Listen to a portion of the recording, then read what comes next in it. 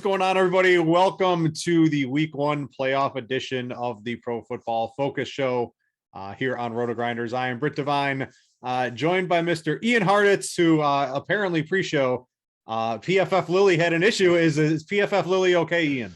She was so excited for the show. She was about ready to start throwing up, but I think she is okay now. So that's life working from the couch. Yeah, I've got RotoGrinders Benton. He's sitting on the bed over here sleeping. Hopefully he doesn't have any issues during the show either.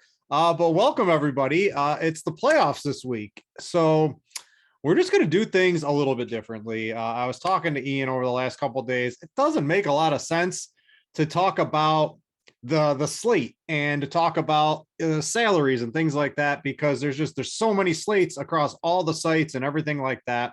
So we're going to go a little game by game. Now that I have sports betting at my fingertips, I've got some of my favorite bets. I've got a big L for Ian on one of his.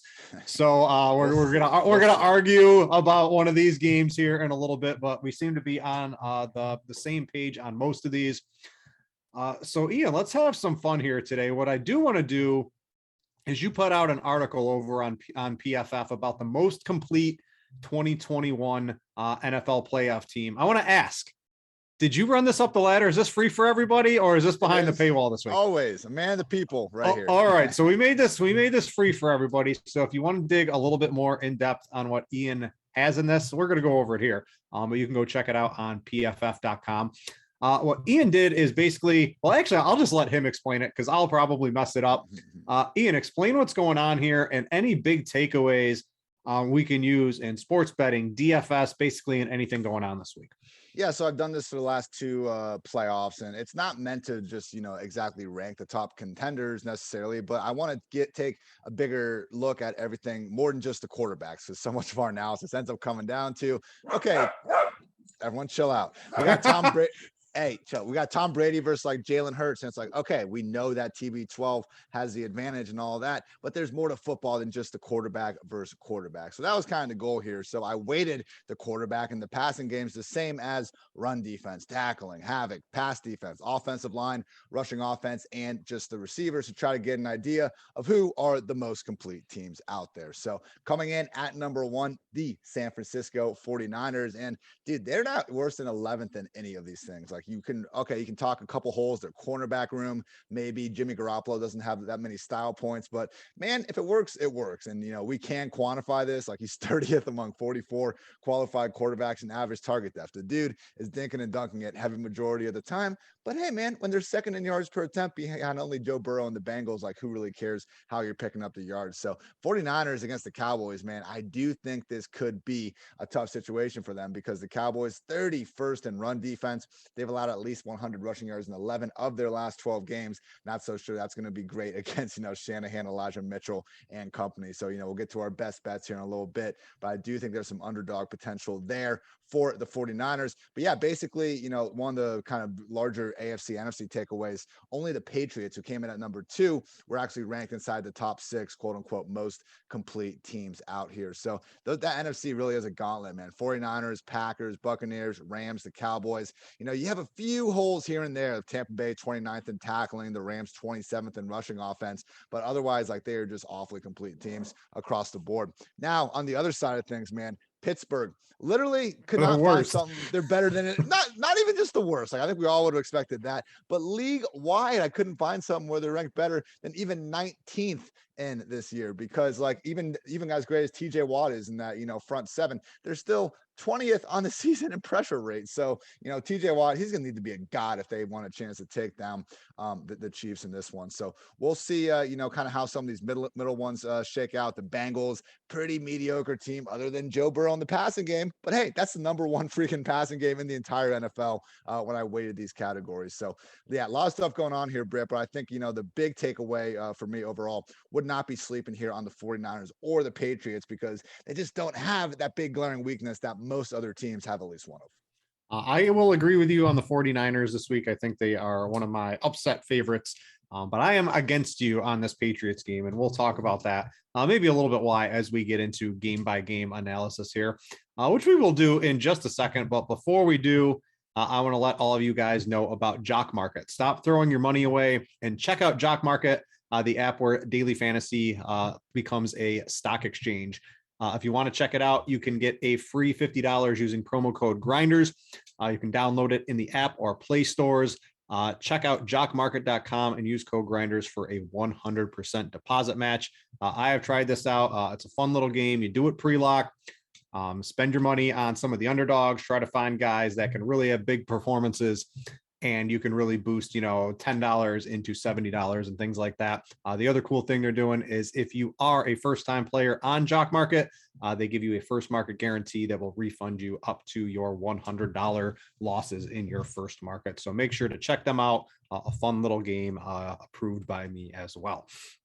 All right, so let's switch this up a little bit. We're going to go game by game, maybe give some analysis, maybe talk some weather too on, as the week progresses, we get a little bit more clarity. I think the one game where are we going to get rain or are we not is going to be this Philadelphia at Tampa Bay game. That's going to basically come down to, looking at what's happening on the field a couple hours before. But let's start off with the Raiders at Cincinnati. We saw this game earlier in the season.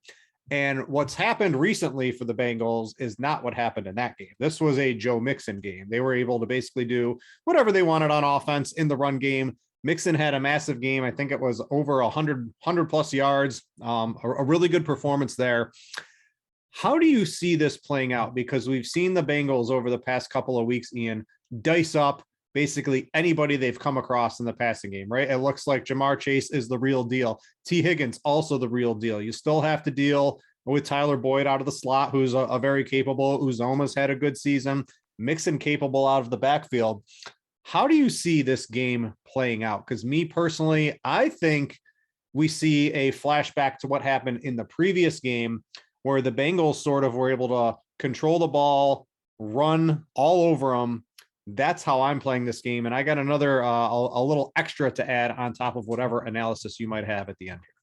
Yeah, we'll see if they're able to, run the ball over again. But that was like the lesser version of this offense. And when Zach Taylor really still wasn't letting Joe Burrow go out there and throw the ball to these beasts, Jamar Chase, T. Higgins, and Tyler Boyd 48 times a game. So that's kind of why, like, for example, just from a season-long perspective, I missed on Tyler Boyd. He ended up not being too bad. He had some nice weeks towards the end of the year. But, the assumption was that this was going to be one of the most pass-heavy offenses in the league again, like they were in 2020. Didn't really see that until the final few weeks. But man, once we did, again, number one passing offense in the entire NFL based on, the collection of passing efficiency stuff I was looking at in that most complete teams article. So the Raiders, maybe Max Crosby goes absolutely bonkers. I mean, he led the NFL with 101 pressures this past season, but otherwise, man, like, it's nothing even against this Raiders secondary. I think they've been okay enough this year and everything, but I don't know if there's a single defense in the league that can stop Burrow and company, or at least contain them that much over the course of 60 minutes.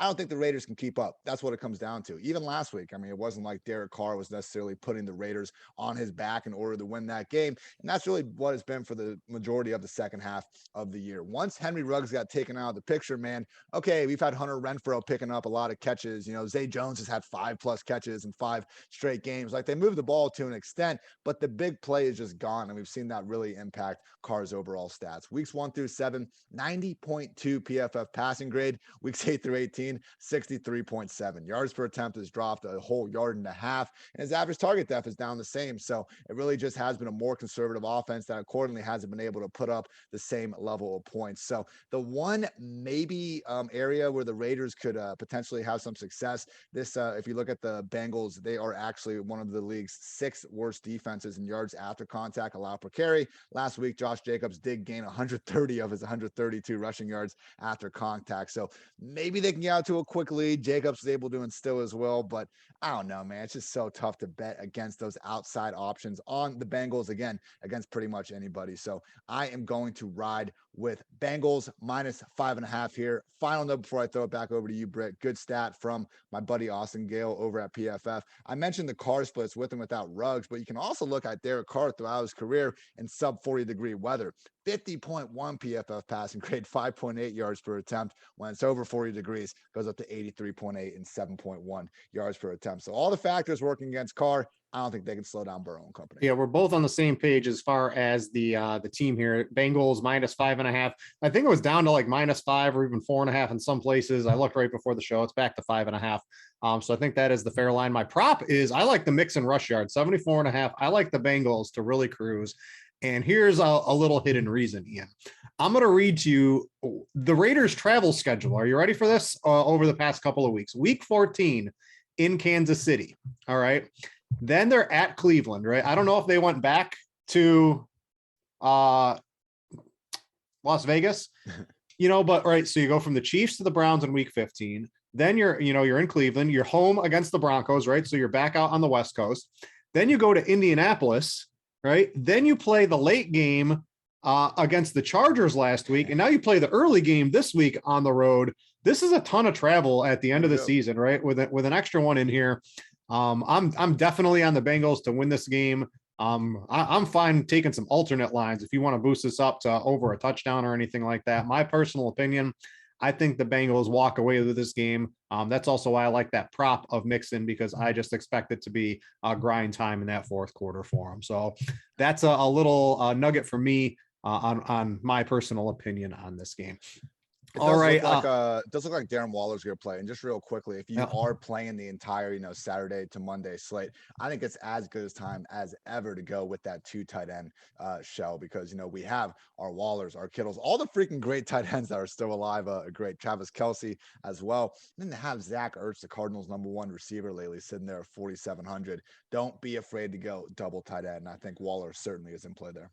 All right, let's go to the Patriots at Buffalo. And this seems to be I can get behind pretty much all of your picks, except I don't like New England in this game at all. I think the Bills with Josh Allen, if the Bills get up in this game, I think it's lights out for the Patriots for sure. And I know if the Patriots were to get up, the Bills certainly have enough firepower to come back in this game. And I just think the Bills are going to play. They're not just this pass only offense anymore, right? They have the ability to run the ball, and in the cold weather, right? This game's going to be really cold, and Josh Allen hasn't really been doing too well. I think this is Josh Allen just takes over this game between short passes and running the ball, because the Bills know when the money's on the line, let's put the game in the hands of Josh Allen, whether it's on the ground or through the air. My favorite prop bet in this game is definitely Josh Allen over 44.5 rush yards. What's he have? He has like almost 69 rushing yards over his past 5, and he just trounced the Patriots for 64 yards in this last outing. I think 44.5 is just a little bit too low. I'm on the Bills here. I don't really trust the Patriots. I know they ranked really high in your article here when you combine everything, but I just don't see if the Bills get up 10 or 13, 10 points, right? Like this game is over in my book. And I just don't see any way the Patriots can really win this game, in my opinion. And I live in New York. I'm not a Bills homer or anything like that. I just really like the Bills in this one. So I'm interested to hear why you like the Patriots. Yeah. I mean, I wouldn't take be pounding the Patriots money line even necessarily, but I do think 4 points is probably 1 too high for here. I mean, look, we've seen Damian Harris really in both these games take over, and it's what has been, the way to beat the Bills: pound the freaking football down their throat. And I know it's not super windy. I mean, probably don't have to worry. It's not going to be the same settings as before, but this is also going to be a freaking ridiculously cold game in Buffalo once again. And, we did see what happened when this game resorted down to who can run the ball best in that first matchup. So Mac Jones, no, I do think he's overrated. Like, yeah, he's the best rookie quarterback, but that's relative to a bunch of rookie quarterbacks that are very hard to even rank inside the league's top 30 passers as a whole. So I hear you there, but to the point about Josh Allen, he has been really erratic all year. I mean, just if you look at this Buffalo passing game as a whole, they really rank in the middle of the league in the majority of statistics. Now, Josh puts up bonkers numbers. You mentioned the rushing totals and averages he has. Like, he was reigning fantasy QB1 because Josh Allen has always been a fantasy god, but he really hasn't been the same world beater in all of 2021 that we saw in 2020. I thought the second game against the Patriots was maybe Josh's best game the entire season. Like the throws he made on that last drive were absolutely spectacular. But again, man, just to really go in against Belichick and pull off that performance again in a game that I think is again going to be awfully run heavy by both sides, I'm just probably going to take the evil empire and just expect them to cover those 4 points. But just from a more DFS perspective, I do think if you are going to try to invest in this Patriots passing game at all, Jacoby Myers is your guy. We did see him get the most targets last time around in this matchup. In the Bills, you'll be hard pressed to find a passing metric that they're not number one in the league in, but they have been slightly less dominant against receivers in the slot as opposed to out wide. Also, Nelson Aguilar is probably the cheapest dart you could throw on the entire slate. I think he's around 3,200 on DraftKings. He's in 3 wide receiver sets. He's a starting receiver, so you can do a little bit worse than that if you feel like going, to the bottom of the barrel. Now on the Bills side of things, man, I guess it's just like, do we really want to trust Devin Singletary when there are so many other good backs in that price range? So I think Singletary is one of the better plays, especially with playoff Lenny, right? Is he going to play? I think he's going to play, right? Well, they said he's like the most questionable of the game time decisions. I expect him to play. I had one of his props on here. I pulled it off for the show, but we can talk about that when we get to that game. But I think Singletary, straight up, his role is very clearly defined. And it's cold. This isn't the win game when the Patriots ran the ball all over him. It's cold, but this game to me seems more. I know Josh Allen hasn't really been that great in the cold. This game just looks a lot more like the game that was played at Gillette Stadium, where the Bills won 33-21. I sort of, maybe not as high a scoring, but I don't know. I just think the Bills are a much better team overall. And Josh Allen in the playoffs, that dual threat ability is these are the two. Just to be fair, like the Bills arguably are the best team in the AFC. They had the number 1 point differential in the entire AFC. Number 2, though, New England Patriots. They played the Jaguars in that one game, though. And the Bills lost. Didn't the Bills lose to the Jags? Yeah. There's a bunch of guys too. There's a lot of nonsense in there, if you ask me. All right, so we'll see, Ian. This is our one big disagreement this week. We'll see if you can get one on me to close out the season here when we go head to head on these. All right, let's go Philadelphia at Tampa Bay. You've got Philly 8.5. And I was on, if the weather was clear, I think I like Tampa Bay in this game. But sure. I don't have a bet on this game in terms of like a side. I like some of the props, but I can definitely get behind the Eagles at plus 8.5 because Kevin Ross' latest weather report, you can read that on RotoGrinders here. He has it as yellow. So I don't know if you're, yellow, orange, red. That's more baseball terminology. Red, you want to stay away from, but he says it could get upgraded to orange. Right now, he has the rain arriving before the game on Sunday and clearing pregame. But if the timing slows, he's going to upgrade the risk to orange. There's going to have winds. Will be worse pregame with the rain, but it's going to be breezy, sustained 15 to 20 miles per hour with gusts over 30 miles an hour. Gus, we got gusts for the 30 miles an hour. I'm not that concerned because the Bucs aren't going to chuck this ball deep against the Eagles. That's not what you do anyway. I'm just concerned if it's raining pregame and the ball's slick, this game becomes much more available to the Eagles, in my opinion, than if this game was played in clear weather. Exactly.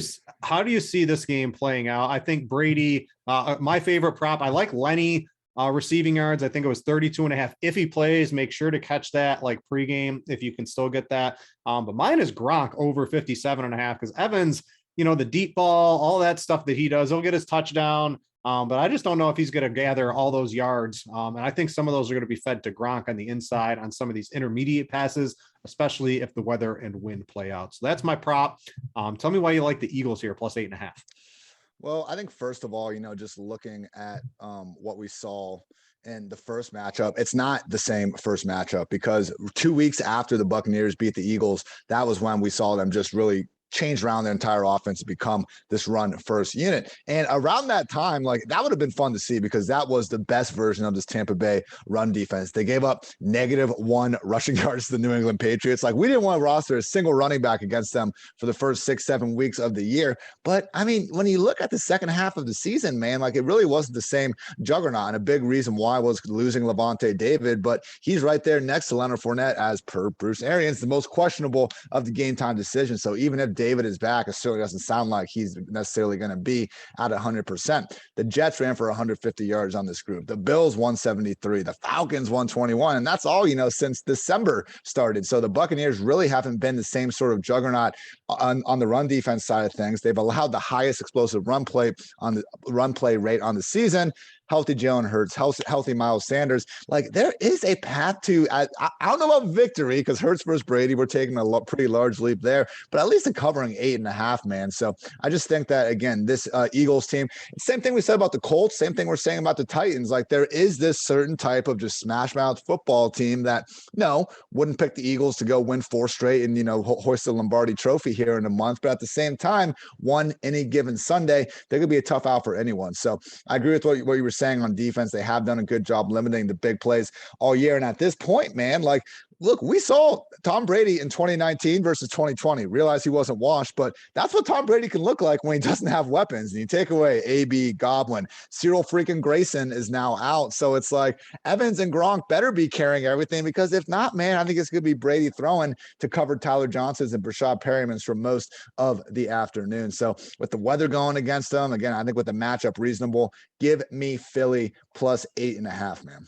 Yeah, that Gronk prop is probably one of my favorites of the week at that 57.5, yeah. Especially if something were to happen to Lenny, right? They're not going to be trusting Keyshawn Vaughn. Maybe Le'Veon Bell gets some of those Lenny dump offs, but they're going to put this game in Brady's hands and not rely too much on the run game, at least through the ground, more so through the air, in my opinion, this week. All right, let's jump to, first off, I want to know, Isaiah Wynn, your starting left tackle for your Patriots on that bet, Ian, he got ruled out. So they are down. All right, change it. Yeah, they're down their starting line. That is a big loss for them, honestly. It's not great. Yeah, so let's see on that one. Strengthening my Bills pick against you. We'll see on that one. All right, let's go to San Francisco at Dallas. We're both in agreement. This would be, if I had to pick like an upset, I think this is the game, because at the 49ers, we went over at the beginning of your article, right? They're the most complete playoff team, and they can just do the thing that Dallas can't stop, and that's the run. And that's what San Francisco's game plan is going to be this week. So my prop is I like Mitchell over 79.5, because I'm sort of with you. I like the 49ers to maybe even win this game outright. They're going to have to use Dak. Zeke is washed. Take the under on him. It was up to like 50 something earlier in the week. It's down to 48.5. I think you can still do that. We saw the Rams last week, basically unable to run the ball. They had to go through the air against San Francisco. I'm expecting sort of that same thing too. So again, you can maybe factor in some of the Dak overs on props, but I like the 49ers here. Their defense is good.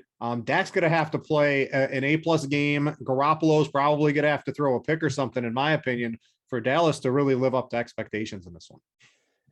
Look, I'm with you. Like, Mitchell on the ground against this Cowboys run D, that's the path to victory, but don't be sleeping on the passing game either. I mean, the struggles that we kind of saw Jimmy G have in the first 7-8 weeks largely haven't been there. It's just, even someone like Jimmy G is not going to be aggressive. And, when the pressure is able to get to him, he's going to break down. When you have Kittle, Debo, and Ayuk out there, man, it's just going to be tough for any defense to slow those guys down. I did another article this week looking at the best remaining playmakers in the playoffs. And I basically would just do I gave added points to touchdowns, to big plays, and then also a forced missed tackles divided out by touches. And out of 153 players with at least 50 touches, Ayuk was 5th, Debo was 8th, and George Kittle was 21st. So this 49ers offense as a whole, I think, is just going to be able to instill their will. And I honestly kind of like the over in this game as well, in addition to going with the 49ers, because the Cowboys on the other side of things, we know they're going to be able to put up plenty of points as well. I mean, this offensive line, 1st in run blocking grade, 2nd in pass blocking grade per PFF.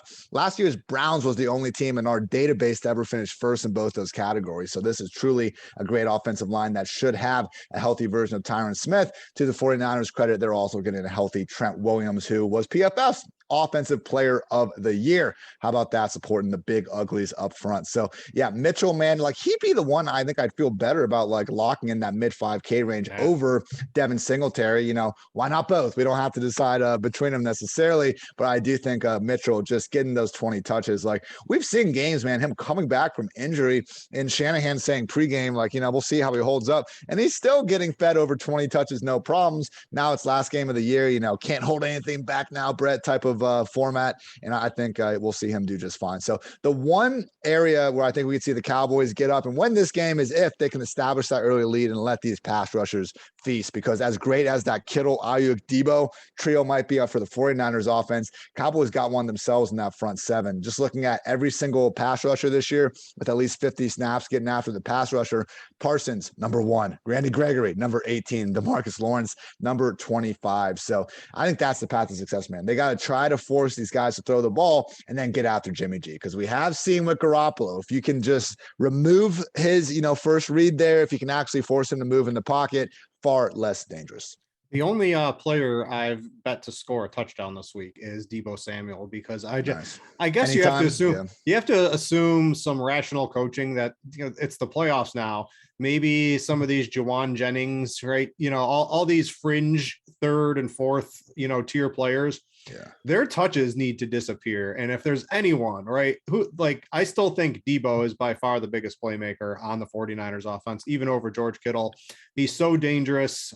Anytime he touches the ball, I'm expecting him to get his 5 to 7 rush attempts. Yeah. I'm expecting him to give him plenty of opportunities to make yards after the catch. That's what he does. He's by far the best player with an absolutely insane skill set in doing that. So I do like Debo to have a nice game. The problem is he is priced pretty high. And then when you're comparing him to Cooper Kupp at the wide receiver position, it is a little bit tough to get to him in DFS, but I do like him to have the touchdown. I like Mitchell. I like the Dallas passing game because I'm with you, Ian. I think San Francisco could possibly pull the upset in this one. Hey, quick note, because I know there's a lot of good cheaper wide receivers throughout the slate, but keep an eye on if Mohamed Sanu ends up being activated and is active for Sunday, because Jawan Jennings has been their starting slot because of Sanu being out. Shanahan had the quote this week where he said 90% of the time Jennings is playing blacked out. So it could be a situation where Britt, I'm kind of with you to begin with. I'm not sure that Jennings is going to be featured the same way. In the playoffs, I could see Debo just having an even larger target share than normal, but particularly but Mohamed Sanu, let's feature him in the playoffs. No, it doesn't make sense, but he'll take Jennings snaps. It's just one of those things. I don't necessarily. It's like Emmanuel Sanders coming back for Gabriel Davis. I think we would all prefer Gabriel Davis keeps those reps, but probably not going to happen. So if you do want to go really cheap, I think Antoine Wesley, Brian Edwards, these are guys that are out there and starting 3 wide receiver sets, always capable of coming down with a tutty, one of their 5 targets. And then also Tyreek should be playing, but in his absence last week, or at least banged up, we did see Mecole lead the way over Pringle and Robinson. Just some things to keep in mind if you're dumpster diving at wide receiver.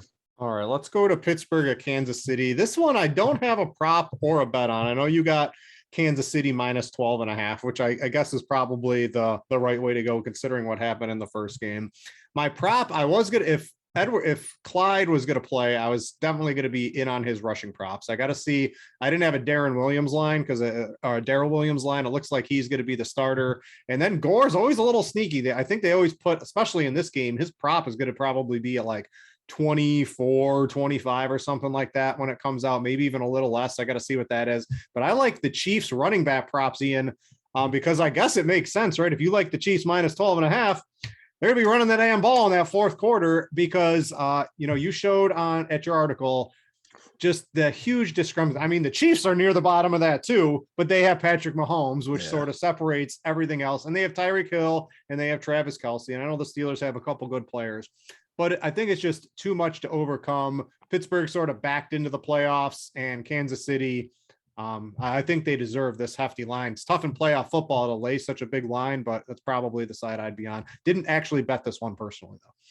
Yeah, I don't blame people. It is a high line, but at the same time, I can't come up with a rational argument based on any sort of data for how Pittsburgh wins this game. They could maybe cover and keep things close, but the only thing I can come up with, Britt, is hey, the NFL is pretty crazy. We just saw the Jaguars beat the Colts. Weirder things. If Mahomes does those weird things where he throws these bad interceptions, or he just even that, if he does one of those, I don't even think it's a problem. He's going to have to do multiple things like that. Right, because I don't see Pittsburgh scoring, man. That's the other thing with these Chiefs this year. Their defense looked atrocious the first 6 weeks of the year. They came back though and finished as the 8th best scoring defense. Like, we really were only seeing Joe Burrow and Justin Herbert have any sort of sustained success against these guys for the better part of the past 2 months. So I do think you're right about, taking the overs with the running backs, particularly with Clyde Edwards-Helaire now out. We have seen Darrell Williams really dominate the backfield usage in CEH's absence throughout the entire year. And Pittsburgh, man, like, look, the strength, and I use my, finger quotes going on, because again, they're still below average in their front seven's ability to pressure the quarterback. But that is the strength of this defense, because the weakness, my God, this run D, like we were talking about the Cowboys not being able to stop anything. Pittsburgh dead last in yards before contact allowed per carry. And on the other side of things, Kansas City has been one of the top 5 offenses all year and just setting their running backs up for success. So yeah, Darrell, Clyde, they're not breaking tackles at the highest rate in the league or anything, but hey, man, we saw that first time they played, Clyde Edwards-Helaire on the goal line running over anybody and everybody in Pittsburgh on his way to the end zone. So I know it's going to be Darrell out there, but again, like, I just don't know out of anything we've seen how you can get behind Pittsburgh. Ben's trying to play his, like, nobody believes in us, we're just gonna go out there and have fun card, but it's like, come on, man. We haven't seen this passing game or run game look explosive all year. Now you might take away Najee Harris from the equation. So, credit to Deontay and Claypool. I think they're both, going to do great things next year with a better quarterback, but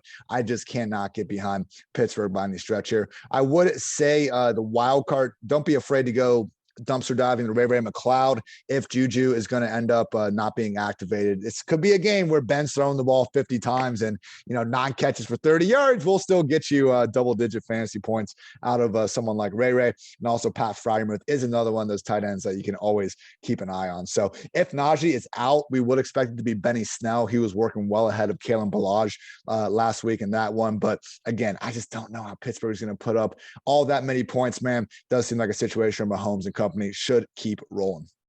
The Steelers did not activate Juju today. I will say that it has not come out. So I do think they have up until game or tomorrow, I believe, to do so or something like that. I think tomorrow by like 5:30 or something. Yeah, it did not happen today. So just keep that out. I was looking for that. Literally it just happened. Did not happen on their activates list. All right, I guess that just leaves one game left. That's Arizona at the Rams. We're on the same page on this one. We both like the Cardinals +4. And I guess I'm going to give my reasoning as one is Matt. I think there's something wrong with Stafford. He's turning the ball over way too much for what an elite quarterback does. So I don't know if he's hurt or there's just something happening with him. But I believe Stafford to throw a pick seems like a pretty easy bet based on what's happened recently. And I know interceptions are always a very hard thing to bet. But I like Arizona here. One, I think Stafford, as good as he has been throwing to Cooper Kupp, he is a little bit mistake prone as it is right now. And the other thing is I just think sort of like with Josh Allen and his rushing yards, my favorite prop is Kyler Murray over 37.5 rushing yards. Oh, I thought it'd be higher. Wow. Yeah, these coaches, they're going to unleash their superstar players in the playoffs, right? There's nothing left to do. Who cares if Kyler Murray gets hurt in this game, right? Because he's obviously trying to win. You unleash your star quarterbacks. And one of the ways to do that is going to be with Kyler Murray. He just had 61 yards against him. I know to close out the season in 2020, he wasn't so hot. But over 37.5 rushing yards for Kyler Murray, put him in to score a touchdown because without DeAndre Hopkins, they're going to need to maybe get a little creative in the run game, especially if they're down 1 or maybe 2 running backs. We got to see what happens with that one. I think at least one of their running backs does end up suiting up and playing at least reasonably well. But I like Arizona in this one. So do you. I think this game, what do they say? They give you 3 points for home field advantage. And I think it's just teams get better and better. I don't know. Is home field advantage really worth 3 points anymore in the NFL? I don't know. I just think it should be maybe 3. So once you're getting above that 3, that key number 3, I'm on Arizona +4 and that prop. I just like Kyler Murray to do Kyler Murray things. I wish DeAndre Hopkins was healthy, because I think he's worth like 2 points on a line or something like that, especially converting field goals into touchdowns and things like that. But I don't know. I just think this is too big of a line for the Rams to cover.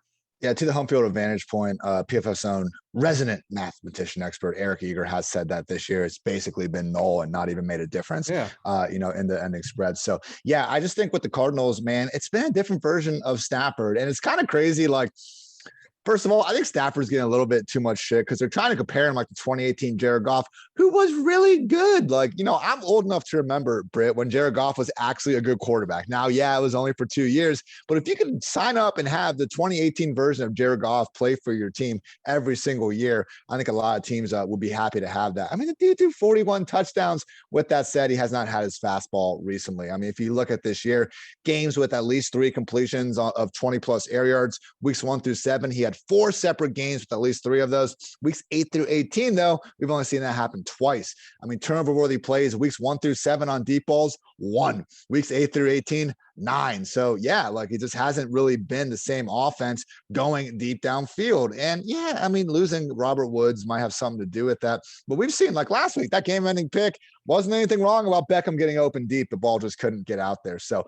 Van Jefferson, OBJ, if they're not able to help unlock the best version of this Rams offense, I think it could be problematic again. Going back to the most complete teams, this Rams run offense has really been terrible throughout the entire year. I mean, what Sony and Akers last week combined for like 50 yards on 25 rush attempts or some nonsense like that. We've liked them in fantasy, Henderson and Sony, because they've had such featured workloads and volume. It's a good thing they have because they weren't able to be that efficient with more limited roles. So yeah, I just think that the Rams with the struggles moving the ball on offense, Kyler gives you the quarterback advantage. I mean, number 1 in big time throw rate this year, number 4 in turnover-worthy play rate. So he's been making simultaneously high level throws while limiting his turnovers throughout the year. And I think they could be built. This iteration of the Cardinals, I think, could take advantage of the Rams defense. Because yeah, losing Hopkins objectively sucks. We would rather have him out there. But if we look at the targets since losing Hopkins, Ertz leads the way with 42, then Christian Kirk at 32, AJ Green 25, Antoine Wesley 19, then the running backs below that. The Rams, I mean, they've allowed the 10th fewest yards per attempt on throws to targets aligned on the outside of the formation, but they're 24th against the slot and 22nd in line. So Jalen Ramsey's a stud, but he can't cover everyone out there. Not expecting him to travel with a single receiver either. So I do think Ertz, Kirk, Kyler are going to give you the highest upside on this offense. We'll see what's going on with James Conner. He wasn't practicing on Friday. Cliff Kingsbury, as he does with every player, calls him a game time decision, but Chase Edmonds did say that he is going to be out there and playing through it regardless. So Chase Edmonds, I think, could be a potential swing player in this because, if they are going to try to attack this defense where they're more vulnerable, which I think is through the air, don't try to run the ball against Aaron Donald and company up the middle. Chase Edmonds is someone that could carry, lower ownership going into the Monday game if people are just trying to do the safe thing and not have to worry about that James Conner injury. Yeah, I just want to note a couple of newsworthy items that maybe popped during the show. Najee Harris is questionable. He did log a full practice today. He's considered a game time decision. You get a full practice in on Friday in the playoffs.